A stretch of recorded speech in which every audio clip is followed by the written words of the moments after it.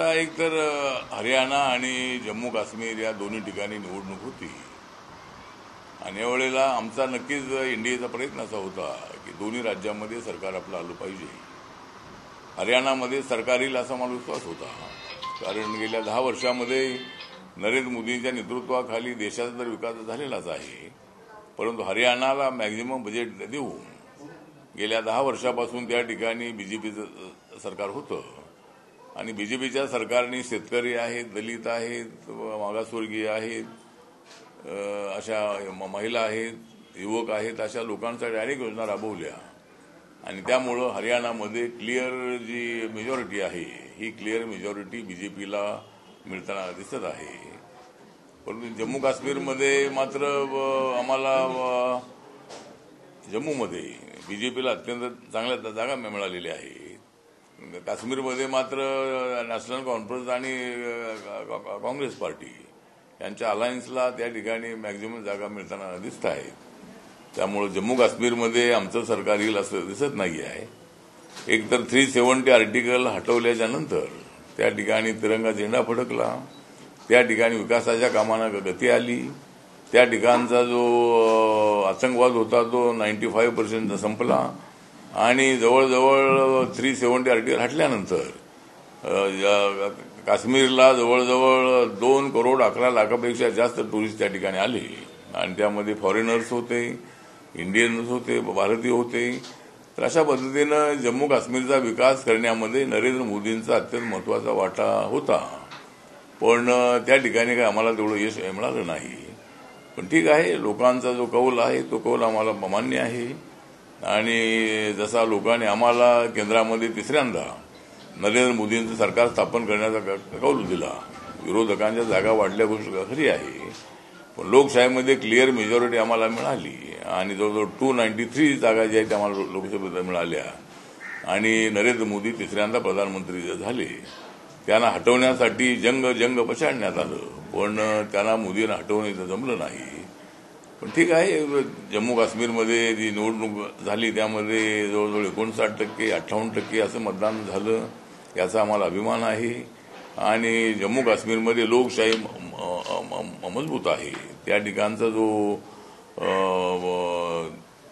त्या ठिकाणी जनता जी आहे ही जनता नक्कीच आमच्या विकासाच्या कामाला नक्की न्याय देईल असं मला अपेक्षा आहे. ठीक आहे, आमचं सरकार जरी आलं नाही तरी पुढच्या वेळेला आम्ही आमचं सरकार त्या ठिकाणी आणू आणि जम्मू काश्मीरचा अजून विकास आम्ही करू. त्याच्यामध्ये आमचं काय चुकलेलं आहे, का आम्हाला जागा कमी मिळाल्या काश्मीरमध्ये, जम्मूमध्ये आम्हाला जागा तर चांगल्या मिळाल्या, पण काश्मीरमध्ये कमी का मिळाल्या याचा नक्की आम्ही अभ्यास करणार आहोत आणि त्या ठिकाणी मला असं वाटतं की अत्यंत चांगले निकाल आलेले आहेत आणि मी जनतेचा हार्दिक आभार व्यक्त करतो की आपण आपली लोकशाही मजबूत करायची आहे आणि हरियाणामध्ये मात्र जो जनतेने कौल दिलेला आहे तो कौल सुरुवातीला एक्झिट पोलचे जे कौल होते की हरियाणामध्ये काँग्रेसच येणार, पण त्या ठिकाणी बीजेपीने काँग्रेसला धोबीपछाड केलेला आहे आणि त्या ठिकाणी काँग्रेसचं सरकार येत आहे, याचा आम्हाला आनंद आहे आणि आता महाराष्ट्रामध्ये जे इलेक्शन येणार आहे त्यामध्ये आम्हाला अशाच पद्धतीचं यश मिळेल असा आम्हाला विश्वास आहे. हिंदी आता सर, हिंदी हम दो ही लोग अलग अलग कर ले, दो ही लोग हैं सर, दो ही नेशनल. ठीक है ना, हिंदी बोलता हूँ ना मैं अभी.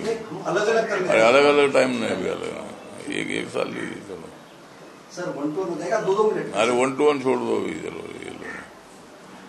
हाँ, तो मतलब जो हरियाणा और जम्मू कश्मीर के चुनाव अभी मतलब कुछ दिन पहले हुए थे और 1 तारीख को और 5 तारीख को मतलब एक जम्मू कश्मीर और हरियाणा का चुनाव हुआ था.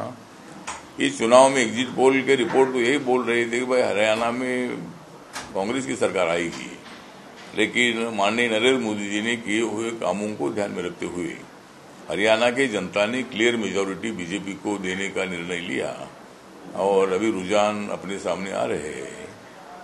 लेकिन जम्मू कश्मीर में जिस तरह हमें 370 आर्टिकल हटाने के बाद वहाँ काफी डेवलपमेंट हो चुकी थी, रेल की डेवलपमेंट हो, पहाड़ों से रेल को मतलब कश्मीर तक पहुंचाने का काम हो, हाईवेज का काम हो, या बाकी के बेरोजगारों को रोजगार देने का भी काम हुआ, कई काम वहाँ हुए हैं। लेकिन उसके बावजूद भी जम्मू में तो हमको अच्छी सफलता मिली है, लेकिन कश्मीर में इतनी ज्यादा सफलता हमको मिली नहीं। इस पर हम जरूर स्टडी करेंगे। और अभी तो सरकार हमारी नहीं आ रही है, वहां तो नेशनल कॉन्फ्रेंस और कांग्रेस पार्टी की सरकार आ रही है। शायद नेशनल कॉन्फ्रेंस और कांग्रेस का आलंजन नहीं होता था तो शायद वहां हमारी बीजेपी की एनडीए की सरकार आती थी। लेकिन ठीक बात है, अभी उनको मेजोरिटी मिली है, उनका हम स्वागत करते हैं। लेकिन जरूर हम अगली बार वहां जम्मू कश्मीर में बीजेपी की एनडीए की सरकार लाने का प्रयत्न करेंगे। और मैं जनता का आभार व्यक्त करता हूं कि आपने लोकतंत्र को मजबूत करने का काम किया है। बहुत सारे लोगों ने वोटिंग किया है। अभी इसके बाद महाराष्ट्र का नंबर आने वाला है, झारखंड का नंबर आने वाला है। तो दोनों राज्यों में हमको पूरा विश्वास है कि दोनों राज्यों में मतलब या महाराष्ट्र में महायुति की सरकार और झारखंड में बीजेपी की सरकार आएगी, ऐसा हमें पूरा विश्वास है। और उसी दिशा से हमारा काम चालू है। एकनाथ शिंदे जी, देवेंद्र फडणवीस जी, अजितदादा पवार जी, इनके नेतृत्व में काफी बड़ा काम हो रहा है। बहुत सारे डेवलपमेंट के निर्णय हो रहे हैं। लाड़की बहन, जो मुख्यमंत्री लाड़की बहन योजना है, उसका बहुत बड़ा इम्पैक्ट है। जिस तरह मध्य प्रदेश में शिवराज सिंह चौहान जी ने लाडली बहना का स्कीम शुरू किया था और विधानसभा में भी बहुत सारे महिलाओं ने डट कर वोटिंग किया था।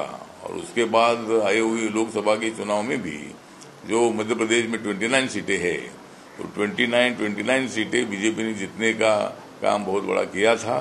और उसमें हमारी लाडली बहनाओं का बहुत बड़ा सहयोग था।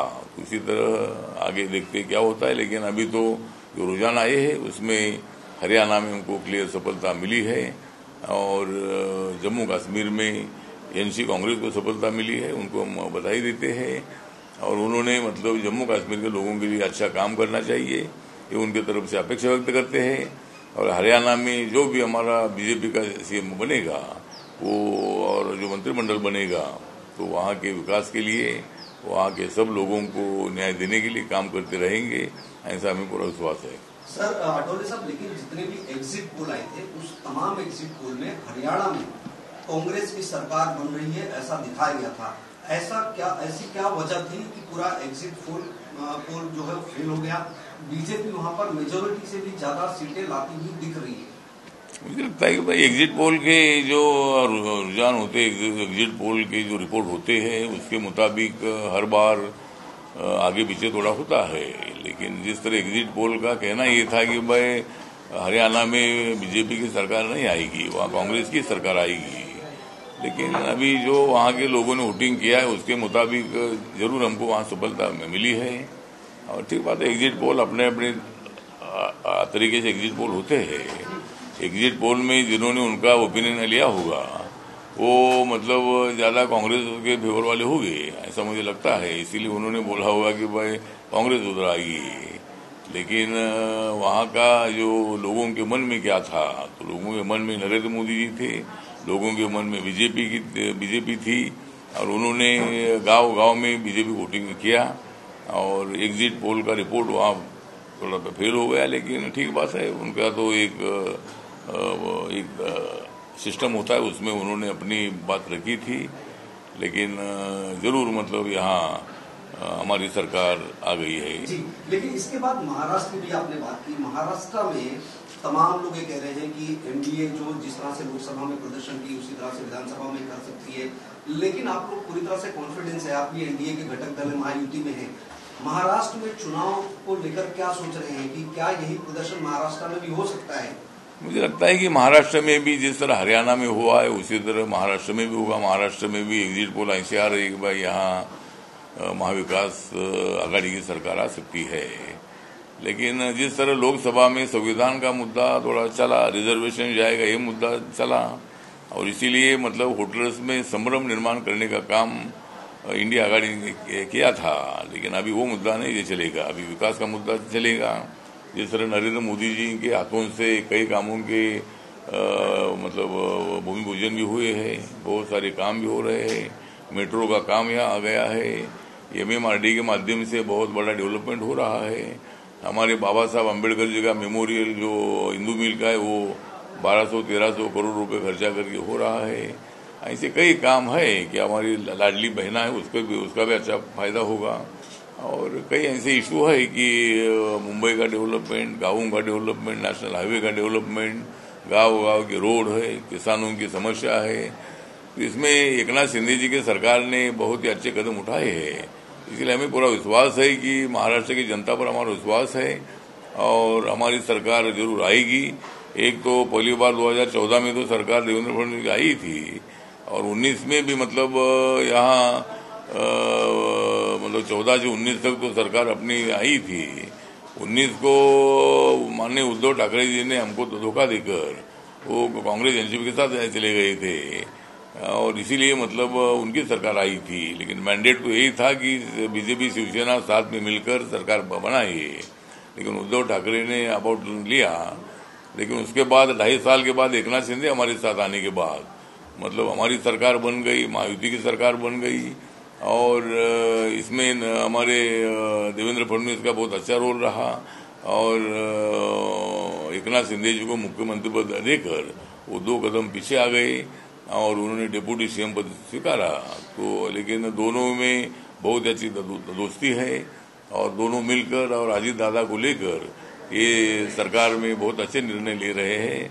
इसलिए सरकार हमारी आएगी, ऐसा हमें पूरा विश्वास है। सर, चुनावी रुझान सामने आने के बाद कांग्रेस के सीनियर लीडर हैं जयराम रमेश, जिन्होंने इलेक्शन कमीशन को सवाल के कटघरे में खड़ा किया है। वो आरोप लगा रहे हैं कि जानबूझकर इलेक्शन कमीशन जो डेटा है उसे पब्लिश नहीं कर रही है, उन सीटों पर कांग्रेस लीड कर रही है। तो एक बार फिर से चुनाव आयोग को सवाल खड़ा कर रहे हैं। मुझे लगता है ऐसा सवाल उठाने से कुछ फायदा नहीं है। वहाँ सभी लोगों के सामने काउंटिंग होता है, उसमें हर पार्टी के एजेंट होते हैं और वहाँ इलेक्शन कमीशन का कोई विषय नहीं है। वहाँ जो भी लोग काउंटिंग के लिए बैठे होते हैं, 1-1 घंटे में, आधे घंटे में कौन कितना आगे पीछे इसकी जानकारी वहाँ से दी जाती है। वह इलेक्शन कमीशन हर मिनट में उसको बोलता है, ऐसा नहीं है। जब कोई रुझान कोई डिफिकल्टी में है तब थोड़ा इसमें इलेक्शन कमीशन अपना ओपिनियन देता है, लेकिन इलेक्शन कमीशन का काउंटिंग के इसमें कोई संबंध नहीं है। मतलब काउंटिंग करने वाले लोग तो वह इलेक्शन ऑफिसर होता है, वहाँ सभी पार्टी के एजेंट होते हैं, उनके सामने वहाँ पूरा काउंटिंग होता है। तो इलेक्शन कमीशन पर सवाल खड़ा करने से कुछ फायदा नहीं है।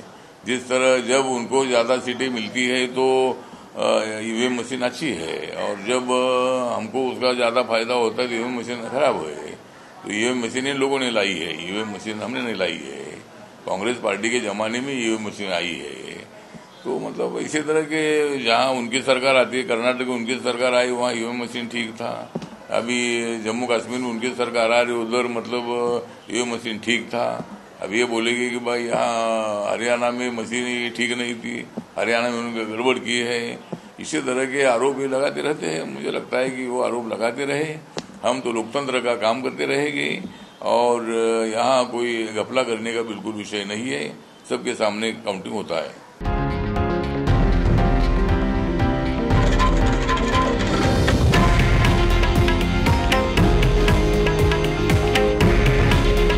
हे आहे देशातील नंबर 1 न्यूज नेटवर्क आणि आपण पाहत आहात TV9 मराठी।